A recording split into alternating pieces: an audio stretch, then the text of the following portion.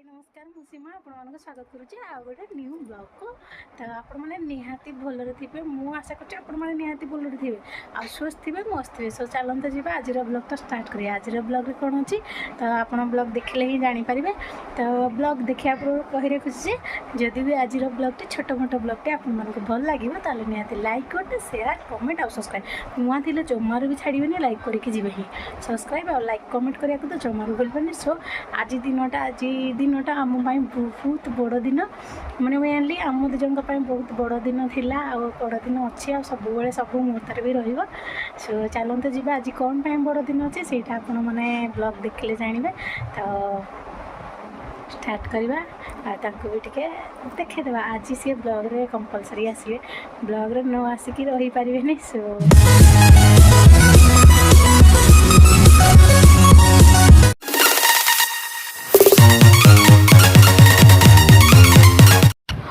रोषेबास सब सारिकी बर्तमान बाहरी मंदिर को बुढ़ी ठाकुराणी मंदिर टी दर्शन कर भाभी झील को नेबिनी बोली खरा हो किंतु से तो उठिक रेडी हो गला आ कौन करवा आसीगला बहुत दिन पर मन खुशी मन प्राण देखना हैप्पी मैरेज एनिवर्सरी दिन तो आज हूँ आमर मैरेज एनिवर्सरी एप्रिल 21 तारीख आज दिन में मैंने आम बहुत बड़ भल दिन था शुभ दिन आज दिन में मैंने सबकि पाई सो चलते जावा आज मंदिर को जावा टे गोटे छोट मोट ब्लॉग करवा एंजॉय करने तो एमती किसी ना छोट पिला धरिकी करहबनी सो आज शाढ़ीटा केमती लगुच आखर भी गिफ्ट यहाँ चलो आ गोटे नुआ भी गिफ्ट मैंने बहुत दिन है मुझे जोटा चाहूली मोर दरकार तो आज भी मिली से 2 दिन 3 दिन पूर्व मिल जाए अलरेडी यूज कर सारे सो चलते जी टे देखिए ये गुड़म दीटा गिफ्ट थी कि पोर दिन से मतलब किणी देते पिंधि भी देखिए कि देखा सेयार करने भी मन नाला चलो जी देख चलो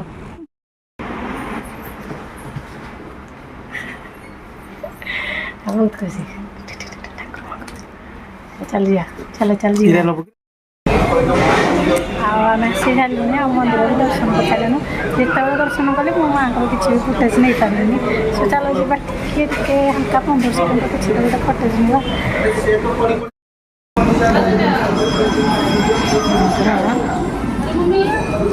कि मुझे हल्का किसी करने को चाहूँगी दर्शन बर्तमान मैंने चलिकी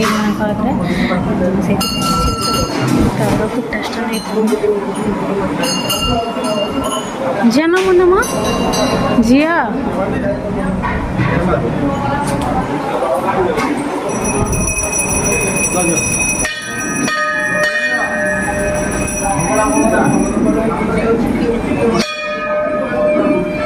आस जा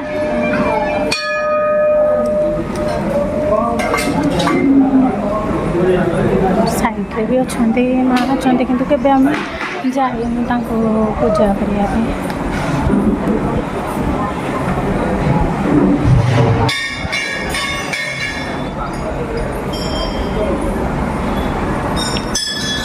आस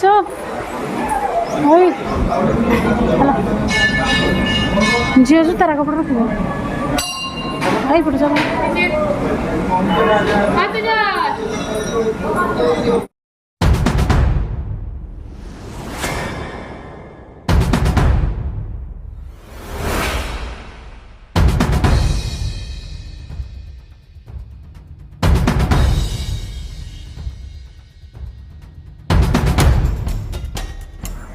तो मंदिर आसला कि भी करने को इच्छा है पूरा टायर्ड पूर्व तो मुझे अधा पिधा चाह जमी रोषेबास करके जाइए आसला बेलू मामा भाजी देते शाग आ डाली फुटे देते आगे जहाँ जिन सब मुझे करदे देख स्वीटी बचे स्वीटी स्वीटी काम दिया मनीष गोटे एनिवर्सरी गिफ्ट देलानी मागिया को बढ़ी मैंने वर्षा कई भाया लोक पर्यटन मत विश करना बेकारिया छड़ा बेकारिया लोक गुड़ा कहे आज वर्षा को फोन कर रेकर्डिंग कर भिडियो रेकर्डिंग କିଛି ଯେମିତି ହେଲାନି ଆଉ କିଛି ଏମିତି କରାହେଇନି ଆଉ ରାତିକି ଆଉ କିଛି ବି ଏମିତି ସ୍ପେଶାଲ ନାହିଁ। ଆଉ ସବୁଠୁ ସ୍ପେଶାଲ ହେଲା ମନ୍ଦିର ଯିବା ଦର୍ଶନ କରିବା ମାଆଙ୍କ ହଉ କି ବାବାଙ୍କର ଆଶୀର୍ବାଦ ନେବାଟା ହେଉଛି ସବୁଠୁ ବଡ଼ ସ୍ପେଶାଲ। ସେଇ ଗିଫ୍ଟଟା ତ ମିଳି ସାରିଲାଣି। ଚାଲନ୍ତୁ ଯିବା ଟିକେ ଆଳୁପଚ କରିକିନି ଖାଇବା। ବହୁତ ଦିନର ଆଶା ଥିଲା ଯେ ଆଳୁପଚଟା ବହୁତ ଦିନ ହେଲାନି ହେଇନଥିଲା, ମାସେ ହେଲାନି। ଯିବା ଟିକେ ଛଣାଛୁଣିଟା ବହୁତ କମ୍ କରିଦିଆ ହେଇଛି କମାଇନା ମାମାର ଦେହ ଖରାପ। ଆଉ ଯଦି ବି ଆମେ କରିକି ଖାଇବୁ ସିଏ ବି ଖାଇବା ପାଇଁ ଏମିତି ହେବେ, ତାଙ୍କୁ ଆଉ ମନା କରିହେବନି। ମନା କରି ମଦର ଇଣ୍ଡିଆ ମନା କରିହେବନି ଯେହେତୁ ତ ଚାଲ ଯିବା। ଆଉ କ'ଣ ଜିନିଷ ସବୁ ରେଡ଼ି କରିସାରିଲିଣି ମୁଁ ଆଳୁଚପ ପାଇଁ। ଭୃଷଙ୍ଗ ପତ୍ର ଆଉ ଧନିଆ ପତ୍ରକୁ ଚପ୍ କରିକି ରଖିସାରିଲିଣି। ଆଉ ସବୁଠୁ ମେନ୍ ଜିନିଷ ଗୋଟେ ଏଇଟା ହେଉଛି ମୋର ସ୍ପେଶାଲ ମସଲା। ଏଇଟା ସମସ୍ତେ କରନ୍ତି ପ୍ରାୟ, କିନ୍ତୁ ମସଲାଟା ପୁଣି କେଉଁ ଟାଇମ୍ରେ ୟୁଟିଲାଇଜ୍ କଲେ ଆଳୁଚପର ମସଲାଟା ଟେଷ୍ଟ ଆସିବ ସେଇଟା ପୁଣି ଜାଣିଥିବା ଦରକାର ନା। ଆଉ ସେଇଟା ଚାଲ ଯିବା ରେଡ଼ି କରିବା। ଝିଅ ପାଇଁ ପାଣି ବସିବି, ତା ପାଣି ଗରମ ହେଇଯିବ। ଆଉ ଗୋଟେ ସିଟି ଦେଲେ ମଟର ଆଉ ଆଳୁ ପୁରା ରେଡ଼ି ହେଇଯିବ। ଆଉ ତା ଭିତରେ ଆମେ ଚାଲ ରେଡ଼ି କରିଦେବା ମସଲାଟା। ଆଳୁଚପ ବନେଇବା ପାଇଁ ମୁଁ ସବୁ ପ୍ରସ୍ତୁତ କରିଦେଇଛି। ଆଉ ମୁଁ କଢ଼େଇ ବସେଇବି। ମୁଁ ସବୁବେଳେ ହିଁ ଏଇ ୱେରେ ଆଳୁଚପ ବନାଏ। ଆଉ କିଏ କେମିତି କ'ଣ ବନାଏ ସେଇଟା ମୁଁ ଜାଣିନି, କିନ୍ତୁ ମୋ ଆଳୁଚପରେ ବହୁତ ସାରା ରାଗ ରୁହେ। କାହିଁକିନା ମୋତେ ରାଗବାଲା ଆଳୁଚପ ଖାଇବା ପାଇଁ ଭଲ ଲାଗେ। ଆଉ ଆଳୁଚପ ମାତ୍ରେ ହିଁ ଟିକେ ରାଗ ହାଲକା ରହିବ ବୋଲି ଭଲ ଲାଗେ, କିନ୍ତୁ ହାଲକାଠୁ ଅଧିକ ଟିକେ ମୁଁ ଭଲ ପାଏ ରାଗ ଖାଇବା ପାଇଁ। ଆଉ ଘରେ ଏଇଭଳିଆ ହାଲକା ଟିକେ ତେଲ ଦେଇକି ମୁଁ ମସଲାକୁ ରେଡ଼ି କରିନିଏ। ମୋର ବେଶୀ ବି ତେଲ ବି ଦରକାର ହୁଏନି। ଆଉ ଏଇଟା କଲର୍ ଲଙ୍କାଗୁଣ୍ଡ, ଏଇଟା ବି ରାଗ ନୁହଁ। ମୁଁ ଯାହା ବାଟିଛି ମସଲା ସହିତ ରାଗ ମସଲା ମାନେ କଞ୍ଚା ଲଙ୍କା ବାଟିଛି। ମୁଁ ସେଥିରେ ହଳଦୀ, ଲଙ୍କାଗୁଣ୍ଡ, ଲୁଣ ଆଉ ପଞ୍ଚୁ ଫୁଟଣ ଦେଇକି ଫୁଟେଇଛି। ଭୃଷଙ୍ଗ ପତ୍ର ଆଉ ଧନିଆ ପତ୍ର ଆଉ ସେଥିରେ ଅଦା, ରସୁଣ, ଜିରା ଆଉ କଞ୍ଚା ଲଙ୍କା ଏମିତି ହିଁ ବାଟିଥିଲି। ମୁଁ ସେଥିରେ କେବଳ ଲାଲି ପାଚିଲା ଲଙ୍କା ବାଟିଥିଲି। ଆଉ ଏଇଠି ପକାଇଦେଲି ମୁଁ ଟିକେ ମିଟ୍ ମସଲା ସାଙ୍ଗେ ପକାଇବା ସାଙ୍ଗେ ସାଙ୍ଗେ ମୁଁ ଗରମ ମସଲା ଟିକେ ହାଲକା ପକାଇଦେଲି। ଆଉ ଭଲସେ ଭାଜିବାକୁ ମସଲାକୁ ଛାଡ଼ିଦେବା। ଆଉ ମସଲା ଭାଜି ହେଉଥିବା ଭିତରେ ଆମେ ଆଳୁଚପର ବ୍ୟାଟରଟା ପ୍ରସ୍ତୁତ କରିନେବା। ମୁଁ ସେଥିରେ ପକାଇଛି ଲୁଣ ଆଉ କସ୍ତୁରୀ ମେଥିର ପତ୍ର ଆଉ ବେସନ ଆଉ ଲଙ୍କାଗୁଣ୍ଡ, ହଳଦୀ ଗୁଣ୍ଡ। କାହିଁକିନା ବ୍ୟାଟରଟା ଟିକେ ପୁଣି ହଳଦୀ ଲଙ୍କାଗୁଣ୍ଡ ନଦେଲେ କଲର୍ଟା ଭଲ ଦେଖାଯିବନି। ଆଉ ମୁଁ ବଢ଼ିଆ ସେ ତାକୁ ପୁରା ଫେଣ୍ଟି ଦେଲି। ଆଉ ଫେଣ୍ଟିଲେ ବଢ଼ିଆ ହୁଏ, ନରମ ହେବ ଆଉ ଫୁଲିବ ବି। ଆଳୁଚପର ବ୍ୟାଟରଟା ବି ଫୁଲିବ ଆଉ ଭଲ ବି ଲାଗିବ ଖାଇବା ପାଇଁ। ମାନେ ଏଇ ମସଲା ହେବା ଭିତରେ ଆଳୁ ମଟର ସିଝା ମୁଁ ବ୍ୟାଟରଟା ପୁରା ପ୍ରସ୍ତୁତ କରି ତା ବ୍ୟାଟରଟା ଆଉ ଆଳୁ ବି ସିଝି ସାରିଲାନି। ଆଉ ଚାଲ ଆମେ ଆଳୁକୁ ମ୍ୟାସ୍ କରିଦେବା। ମ୍ୟାସ୍ କରିକି ସେଠୁ ମସଲାଟା ପ୍ରସ୍ତୁତ କରିକି ତାପରେ ଆମେ ତେଲ ବସେଇବା। ମ୍ୟାସ୍ କରିଦେବା କାରଣ ଆମର ବେଶୀ ବି ମାନେ ଗୋଟା ଆଳୁ ଟୋଟାଲି ଆଳୁଚପ ଗୋଟା ଆଳୁ ଟୋଟାଲି ଭଲ ଲାଗେ। ତ ଆଳୁ ହେଇଗଲା ମ୍ୟାସ୍।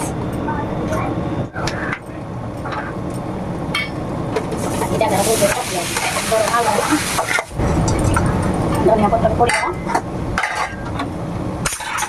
ଭଲ ଲାଗେନି, ସାଧା ଆଳୁଚପ ଟୋଟାଲି ଭଲ ଲାଗେନି। ମସଲା ହେଇଗଲା ପୁରା ରେଡ଼ି। ଆମେ ଏଇ କଡ଼େଇରେ ଧରିକି ତେଲ ବସେଇବା।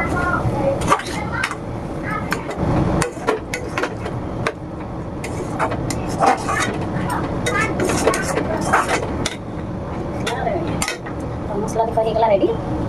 ସାଇଡ଼ରେ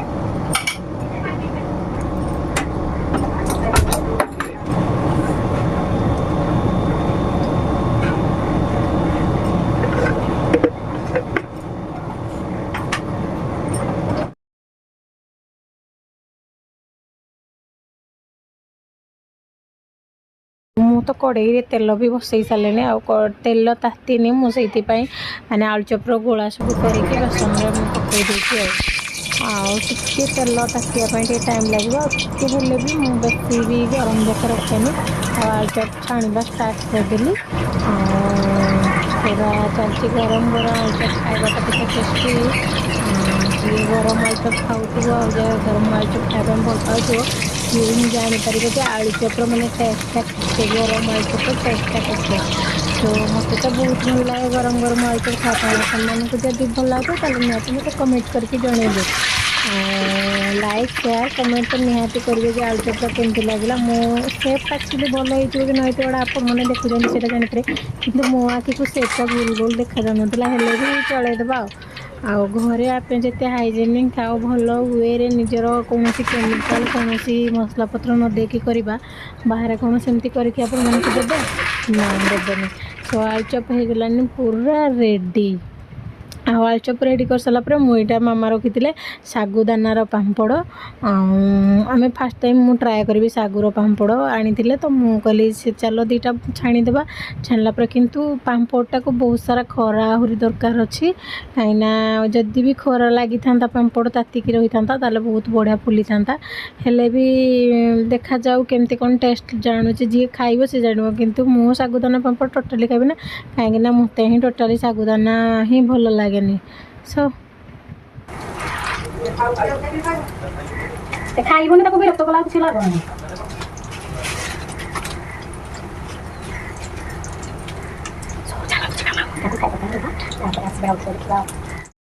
ଆଉ ମେକଅପ୍ ଟିକେ ହେଇସାରିଲିନି।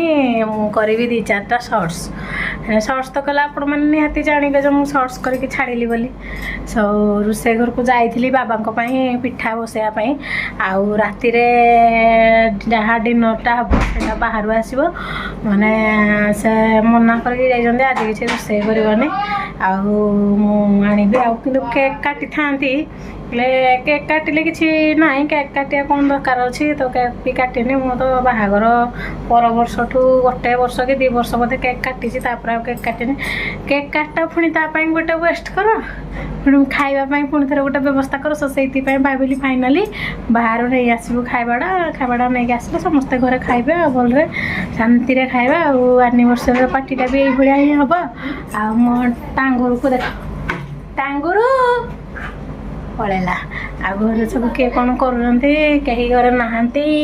ଆଉ ଅଛନ୍ତି ବୋଲେ ସୁଇଟି ଅଛନ୍ତି ଘରେ, ଆଉ ଗୁଲୁ ଅଛି, ଆଉ ମୁଁ ଏଇଟା ବିଟି ହେଉଛି। ଆଉ ଦେଖ ତାଙ୍କ ପ୍ରେମ ସବୁ ଚଖିଆକୁ ହେଉଛନ୍ତି। ନାଇଁ ଝିଅ ଯିବ ସେ ଖେଳିବ ବାହାର ପଟୁ ନାଇଁ ଗୁଗ ଏଇଟା ବସି ଦୁଷ୍ଟ ହେଉଛି। 2ଟା ଡୁଡୁ କିନ୍ତୁ ଦେବି ଟା। ଚାଲ ଯାଉ ରେଡ଼ି କରିବା ସର୍ଟସ୍। ଆଉ କ'ଣ ସର୍ଟସ୍ ରେଡ଼ି କଲି ସେଇଟା ତ ଆପଣମାନେ ନିହାତି ଭିଜିଟ୍ କଲେ ଜାଣିପାରିବେ। ଆପଣମାନଙ୍କ ପାଖକୁ ଅଲମୋଷ୍ଟ ନୋଟିଫିକେସନ୍ଟା ପଳେଇବ। ସୋ ଚାଲ ବେଶୀ ଲଙ୍ଗ୍ କରିବାନି। ଆଉ ଖାଇବାରେ କ'ଣ ଅଛି ଦେଖ, ସୁଇଟି ଖାଇବ କି ନାନ୍ ଖାଇବ କି ନାନ୍ ଖାଇବ ଖାଇବ ଖାଇବ ତ ନାନ୍ ଆସିଛି। ତ ଚାଲ ଯିବା, ଆମେ ତାକୁ ବଢ଼ାବୁଢ଼ି କରିଦେଇକି ତାପରେ ଝିଅ ପାଇଁ ଖାଇବା ବାଢ଼ିକି ତାପରେ ଯିବା। ଆଉ ଖାଇ ଖୁଆ ସାରିଲା ପରେ ଶୋଇବା ଜାଗାରେ ଯାଇକି ବ୍ଲଗ୍ ବି ଏଣ୍ଡ କରିବା। ସୋ ଚାଲ ଜଲ୍ଦି ଯିବା, ଟାଇମ୍ ହେଇଗଲାଣି 9:30 ହେବ। ତାକୁ ଦେଇଛି ମିକ୍ସ ଭେଜ୍ ସବୁ ଜାଣିବ କ'ଣ ଦେଇଛି କେତେ ପଇସା ମିଳିଲା ତମେ ଗପୁଲି ତ ଗପୁଲି ଲୋକ ନା ମାଡ଼ ଗପୁଲି ଯେତିକି ହେବ ସେତିକି ମାଟି ଖାଇ ନେଲ।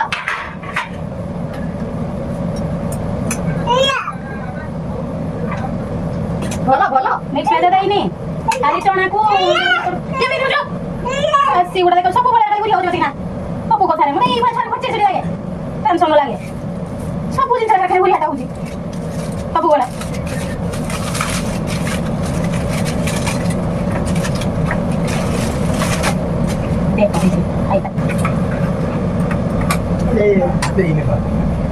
प्लेट के हाथ में काटी देखिए गुटे प्लेट जो तो डाफस्ट गुटे पैकेट थिला ने हाफ प्लेट पैकेट थिला आ गुटे प्लेट चना माने स्पेशल ताले मिक्स होजा देइन